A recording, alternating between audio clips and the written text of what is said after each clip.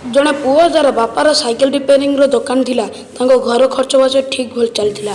କିନ୍ତୁ 2006ରେ 10th ପରୀକ୍ଷା ଦେଇକି 4 ଦିନ ପରେ ତାଙ୍କ ବାପାଙ୍କର ଦେହାନ୍ତ ହୋଇଥିଲା। ପରିବାର ଚଳାଇବା ପାଇଁ ସେ ତାଙ୍କ ବାପାଙ୍କ ସାଇକେଲ ଗ୍ୟାରେଜର କାମ ସମ୍ଭାଳିବାକୁ ନିର୍ଣ୍ଣୟ ନେଲା। କିନ୍ତୁ କିଛି ଦିନ ପରେ ଯେବେ ତାର 10th ପରୀକ୍ଷାର ରେଜଲ୍ଟ ଆସିଲା ତାଙ୍କୁ ଜଣାପଡ଼ିଲା ସେ ତାଙ୍କ ଗ୍ରାମରେ ଟପ୍ କରିଛି। ତାଙ୍କର ପ୍ରତିଭାକୁ ଦେଖି ତା ପରିବାର ତାକୁ ଆଗକୁ ପଢ଼ିବା ପାଇଁ ପ୍ରେରିତ କଲା ଓ ତାଙ୍କ ମାଆ କହିଲା ତାଙ୍କୁ ପୁରା ପଢ଼ିବା ପାଇଁ ତାଙ୍କ ପରିବାର ପୁରା କଷ୍ଟ କରିବ। ସେ ପିଲା ପାଠ ପଢ଼ିବା ସଙ୍ଗେ ସଙ୍ଗେ 8 ଘଣ୍ଟା ଟ୍ୟୁସନ୍ କରୁଥିଲା। ସମୟ ବହୁତ ଆର୍ଥିକ କଷ୍ଟ ଆସିଲା କିନ୍ତୁ ତାକୁ ଲୋକମାନେ ସାହାଯ୍ୟ କଲେ।